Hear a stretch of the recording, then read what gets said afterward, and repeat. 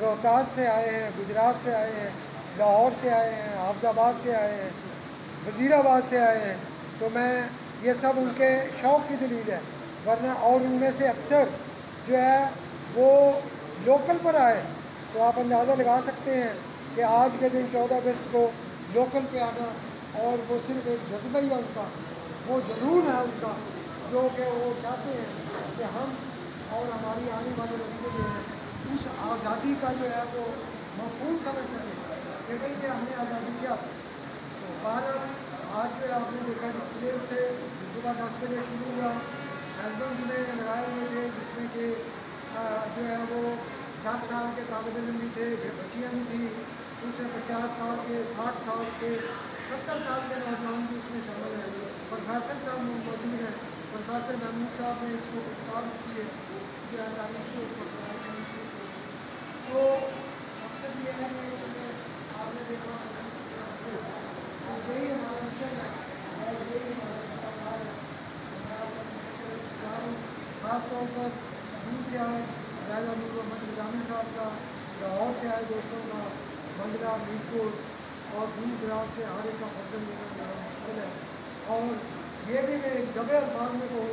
مجھے ان کا بھی دکھ ہے جو کہ سڑک کے پار تو کسی مشین والے بھی موجود ہیں، ان کو دعوتیں بھی موجود ہیں، لیکن ان کو اللہ نے توفیق نہیں دی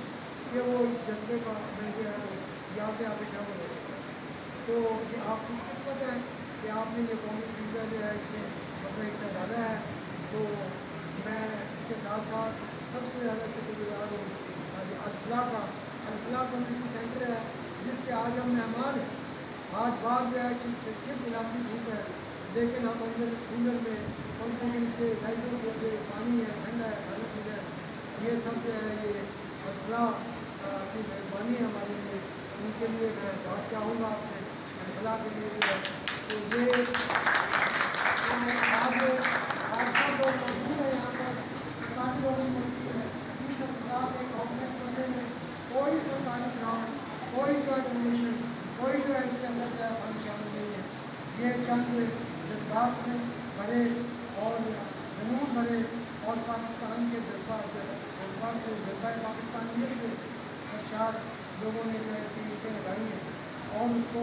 اینٹیں لگانا، اس کو تعمیر کرنا وہ شاید ایک آسان کام تھا، اس کو ہر روز چلانا،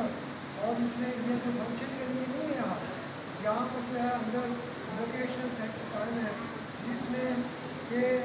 کیرل کی بچیوں کو جو ہے وہ باہنر بنایا جاتا ہے، اور ان کو جو ہے